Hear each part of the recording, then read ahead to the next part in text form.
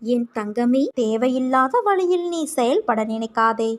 குறுக்கு புத்தி சுயநலமானது, விரைவில் துன்பத்தை கொடுக்கக்கூடியது. அது வேண்டாம் தங்கமே உனக்கு. நாம் யார் தெரியுமா? பேராசை பிடித்த நன்றி கெட்ட உயிரினங்களைத் தவிர வேறு இல்லை.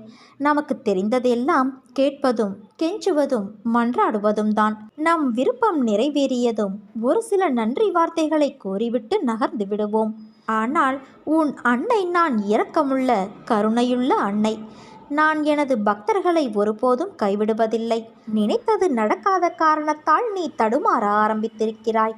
தடுமாற்றம் உன்னை அமர விடாமல் அலைக்கழித்து மனதை ஓரிடத்தில் நிலைக்க விடாமல் செய்கிறது. இப்போது உனக்கே அது தெரிய வரும். தருவதற்கு நானும் பெறுவதற்கு நீயும் தயாராக இருக்கிறோம். ஆனால் உன் நிலையற்ற மனது மட்டும் என் அருளை நீ பெற்றுவிடக்கூடாது என அவ்வப்போது குழப்பத்தில் ஆழ்த்தி விடுகிறது. என்னிடமிருந்து பலனை பெறலாம் என்பது யாரும் விலக்கிச் சொல்லாமலே உனக்கு விளங்கும். மனதை அடக்கு. அதை ஒருநிலைப்படுத்தி முழுவதுமாக என் மீது திருப்பு. என்னுடைய லீலைகளை, நான் அளிக்கும் ஆத்மானந்த வைபவத்தை அநேக சமயங்களில் நீயே உன் கண்களால் பிரத்யட்சமாக பார்த்திருக்கிறாய். அப்படி இருக்கும்போது நீ எதற்காக கவலைப்படுகிறாய்? ஏற்ற காலத்தில் நான் அனைத்தையும் சரி செய்து விடுவேன். நீ எதை எதிர்பார்த்து காத்திருக்கிறாயோ அது உன்னை தேடி வரப்போகிறது. பயன்படுத்திக்கொள். ஒரு அதிசயம் நடக்கப் போகிறது. அது உன்னை முழுவதுமாக மாற்றப் போகிறது. அதை நானும் கண்டு களிக்க காத்திருக்கிறேன் என் தங்கமே. ஆனால் இது தெரியாமல் நீ கவலைப்பட்டு கொண்டு இருக்கிறாய். நான் உன்னோடு இருக்கும்போது உனது கவலைகளை என் பாதத்தில் நீ சமர்ப்பித்த பின்னர் கவலை எதற்கு? எனது மகிமைகளைக் கண்டும் ஏன் இந்த ஏக்கம் உனக்கு? உனது தந்தையும் நானே, தாயும் நானே.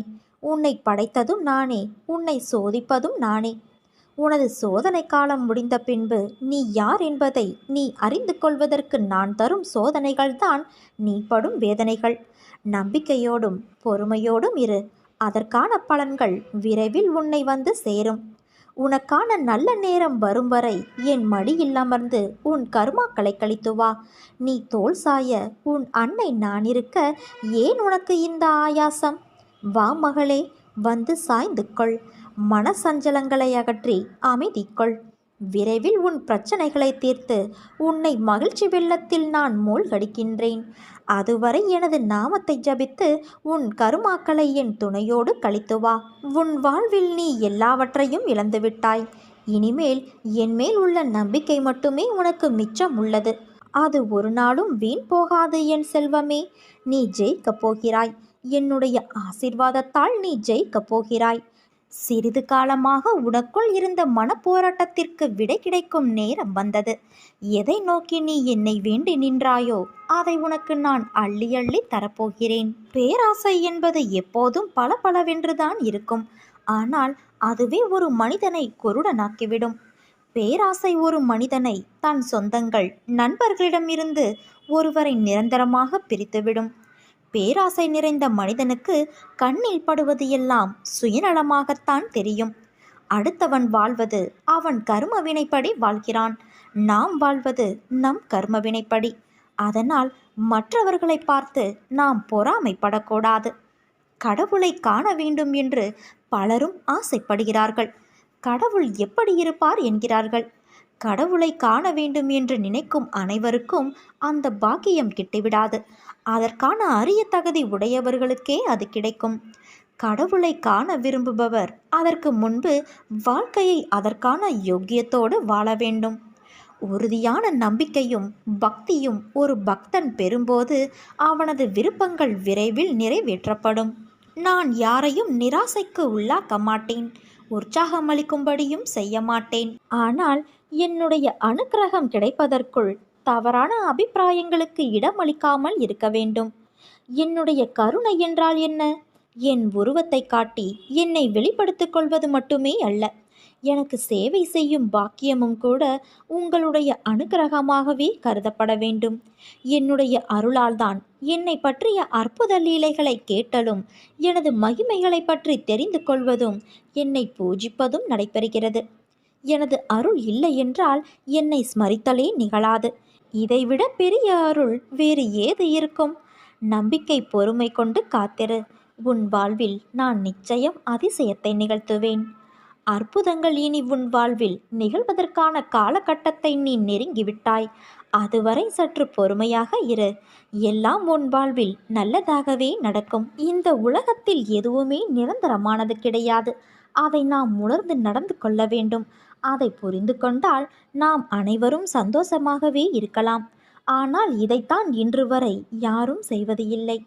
எல்லாவற்றிற்கும் கவலைப்பட வேண்டியது, சந்தோஷமான நேரத்தை கூட துக்கமாக மாற்றிக்கொண்டு இருப்பது.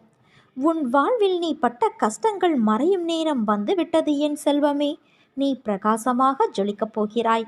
கண்டிப்பாக உன் அன்னை நான் உன்னை கரை சேர்ப்பேன்.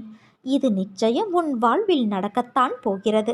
உன்னுடைய எதிரிகளின் கண்களுக்கு முன்பாகவே நான் உன்னை மேன்மைப்படுத்துவேன். நீ எப்போதும் இந்த அன்னையின் நிழலில் நன்றாக வாழப்போகிறாய். இது உன் அன்னையின் வாக்கு. உன் வாழ்க்கையில் பல அதிசயங்கள் நடக்கப் போகிறது. நீ வரவேற்க தயாராக இரு. முதலில் நீ பொறாமையை வெல்ல வேண்டும். நீ வெறுப்பு வைத்துள்ள மனிதர்கள் வளம் பெற்றால் உனக்கு என்ன நஷ்டம் ஏற்பட்டுவிட்டது? ஆனால் நீயோ இந்த விதத்தில் சிந்திப்பது கிடையாது. கேடு செய்த அவர்களுக்கு மட்டும் நல்லதாகவே நடக்கிறது என்று நீ ஏன் பொறாமை கொள்கிறாய்? அவனுடைய கர்ம பலன்களால் அது அவனுக்கு கிட்டியது.